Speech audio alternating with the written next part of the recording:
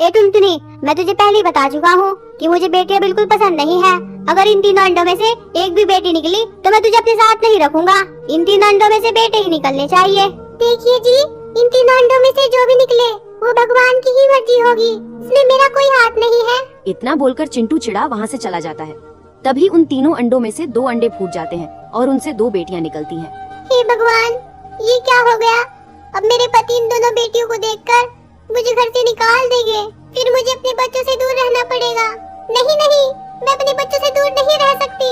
मैं ऐसा करती हूँ, चिंटू जी के आने से पहले ही इन दोनों बेटियों को कहीं छिपा आती हूँ। इतना बोलकर टुनटुनी दोनों बेटियों को दूसरी जगह पर ले जाकर छिपा देती है। मेरी बच्चियों, मैं तुम्हारे पास लौट कर आऊंगी, तुम कहीं मत जाना, नहीं तो शिकारी पक्षी तुम्हें खा सकते हैं। इतना बोलकर टुनटुनी अपने घोंसले में वापस जाकर बैठ जाती है।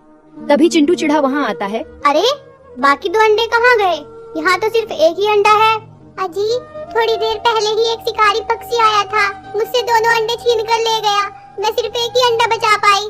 ये भी ठीक ही हुआ, क्या पता उन दोनों अंडों में से बेटियां निकलती। इतना बोलकर चिंटू चिड़ा वहाँ से चला जाता है। तभी अंडा टूटने की आवाज होने से चिंटू वापस आता है। टुनटुनी बताओ, अंडे से बेटा निकला है या बेटी? अरे, तुम तो रो रही हो, इसका मतलब मैं यही समझू ना कि अंडे से बेटी निकली है? नहीं जी नहीं, ये आंसू तो खुशी के आंसू है। अंडे से तो बेटा निकला है। अरे वाह, अंडे में से बेटा निकला है। आओ बेटा, मैं तुम्हें जंगल में घुमाने ले चलता हूँ। इतना बोलकर चिंटू चिड़ा अपने बेटे को जंगल में घुमाने ले जाता है। पता नहीं मेरी बेटियाँ कैसी होगी, कहीं कोई शिकारी पक्षी मेरी बेटियों को नुकसान न पहुँचा दे। मैं उनको देख आती हूँ। तभी जैसे ही टुनटुनी अपने बच्चों के पास पहुँचती है। अरे वाह वाह, आज तो एक ही जगह पर 2 शिकारी मिल गए। अब मैं तुम्हें खाकर अपनी भूख मिटाऊंगा। खबरदार, अगर तुमने मेरे बच्चों को हाथ भी लगाया तो मुझसे बुरा कोई नहीं होगा। हा हा हा हा हा, मैं तुम्हारे सामने ही तुम्हारे बच्चों को खाऊंगा। देखता हूँ तुम मेरा क्या बिगाड़ लोगी। जैसे ही शिकारी बच्चों की तरफ बढ़ता है, टुनटुनी उसे मारने के लिए उस पर टूट पड़ती है। दोनों की लड़ाई में टुनटुनी घायल हो जाती है। फिर किसी तरह वो अपने बच्चों को बचाकर घर ले आती है। चिंटू जी, मुझे माफ करना, मैंने इन बेटियों को आपसे छिपा कर पाला है, लेकिन अपनी बेटियों को बचाने के लिए मुझे शिकारी से लड़ना पड़ा, जिसके कारण मैं बहुत घायल हो चुकी हूँ। अब मेरा आखिरी समय आ गया है, आप इन दोनों बेटियों का भी ख्याल रखना। अब मैं इस दुनिया से जा रही हूँ। माँ, माँ, आप हमें छोड़कर नहीं जा सकती माँ, हम आपके बिना कैसे जिएंगे माँ? पिताजी, कुछ कीजिए ना, पिताजी, माँ को अस्पताल ले जाइए, जल्दी करिए पिताजी। तभी चिंटू चिड़ा टुनटुनी को अस्पताल ले जाता है और उसे वहीं पर भर्ती कर देता है। क्यों ना मैं इस टुनटुनी को यहीं पर छोड़कर चला जाता हूँ। अगर ये बच गई तो इसके इलाज का पैसा भी मुझे ही देना पड़ेगा, इसलिए मैं यहाँ से निकल लेता हूँ। इतना बोलकर चिंटू चिड़ा टुनटुनी को अस्पताल में ही छोड़कर घर वापस आ जाता है। क्या हुआ पिताजी? माँ कहाँ है पिताजी? आप माँ को साथ क्यों नहीं लाए पिताजी? कहाँ है माँ? तुम्हारी माँ तो मर चुकी है, इसलिए मैं तुम्हारी माँ को साथ नहीं लाया। क्या हमारी माँ इस दुनिया में नहीं रही? पिताजी, हम आखिरी बार अपनी माँ को देखना चाहते हैं, हमें उनके पास ले चलिए। नहीं नहीं, अब मैं तुम्हें तुम्हारी माँ के पास नहीं ले जा सकता, क्योंकि मैं तुम्हारी माँ का अंतिम संस्कार कराया हूँ। इतना सुनकर बेटियां बहुत रोई। तभी चिंटू चिड़ा कुछ सोचने लगता है। ये बेटियां तो मुझ पर आफत बन गई है, मैं अकेले भी अपनी जिंदगी नहीं काट सकता। मैं ऐसा करता हूँ कि दूसरी शादी कर लेता हूँ। इतना बोलकर चिंटू चिड़ा एक बूढ़ी चिड़िया के पास जाता है। माँ जी, मेरी पत्नी का देहांत हो गया है, इसलिए मेरे बच्चों की देखभाल के लिए मुझे दूसरी शादी करनी पड़ेगी। आप कोई सुंदर सी चिड़िया देखकर मेरी शादी करा दीजिए। ठीक है बेटा, मेरी नजर में एक सुंदर लड़की है, चलो मैं तुम्हें वो दिखा देती हूँ। अगर तुम्हें वो पसंद आए तो तुम उससे शादी कर लेना।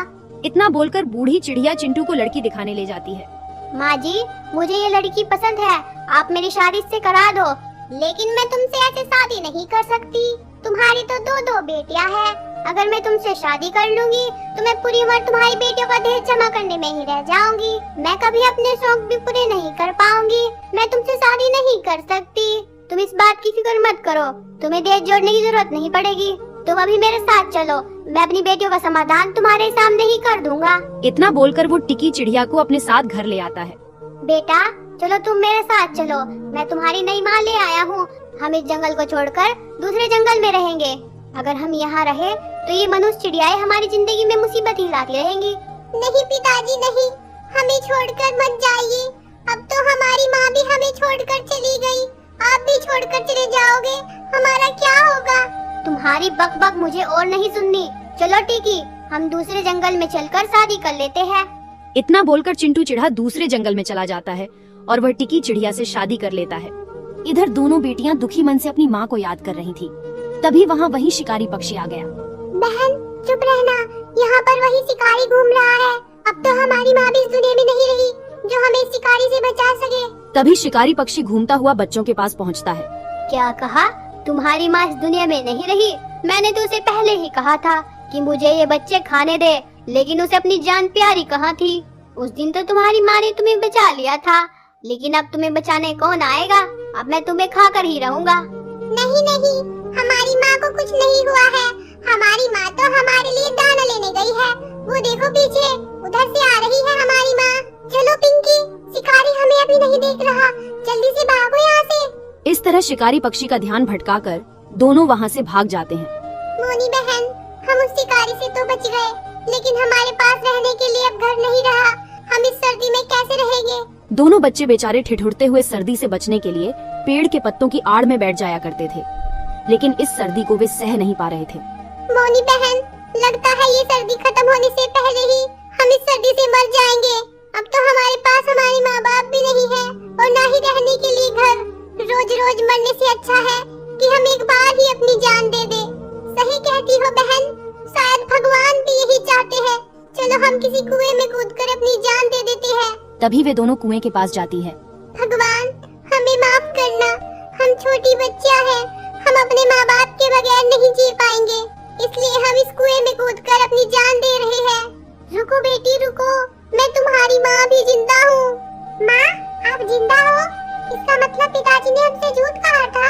हाँ मेरी बच्चियों, मैं तुम्हें रोज ढूंढने जाया करती थी, लेकिन तुम मुझे कहीं नहीं मिली और आज दिखाई दी तो इस हालत में। माँ, अब आप हमें छोड़कर कभी मत जाना माँ।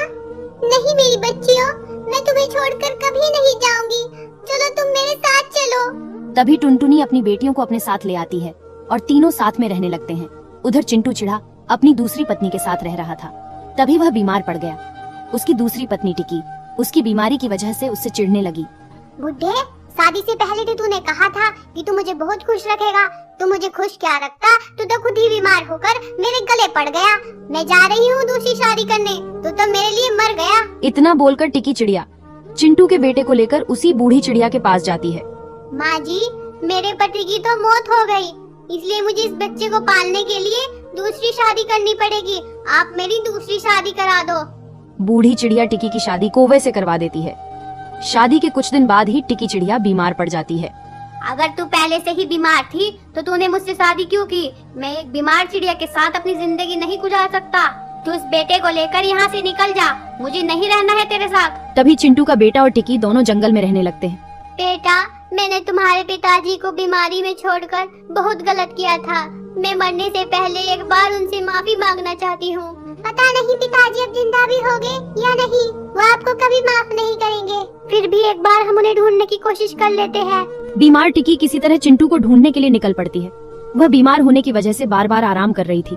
तभी वह टुनटुनी के घोंसले के पास भी आराम करने के लिए रुकी। क्या हुआ बहन, तुम बीमार लग रही हो? तभी टिकी ने उसे सारी बात बताई। टिकी जान गई थी कि चिंटू की पहली पत्नी टुनटुनी थी और टुनटुनी को भी पता चल गया था कि चिंटू ने दूसरी शादी टिकी से ही की थी। तभी सभी चिंटू को ढूंढते हुए चिंटू के पास पहुँचे। चिंटू एक पेड़ के पास उदास बैठा हुआ था। तुम लोग मुझे ढूंढते हुए यहाँ आए हो ना? मैंने तुम्हारा बहुत इंतजार किया। मैंने तुम सबके साथ बहुत बुरा किया था, मुझे माफ कर दो। आप माफी न मांगो, आपको अपनी गलती का एहसास है, यही काफी है। आप हमारे साथ चलिए, हम सब मिलकर रहेंगे। चिंटू जी, मैंने आपके बीमार होने पर आपको छोड़ दिया था, मुझे माफ कर देना चिंटू जी। इतना बोलकर टिकी चिड़िया की मौत हो गई। फिर चिंटू चिढ़ा टुनटुनी और उनके बच्चे साथ में रहने लगे।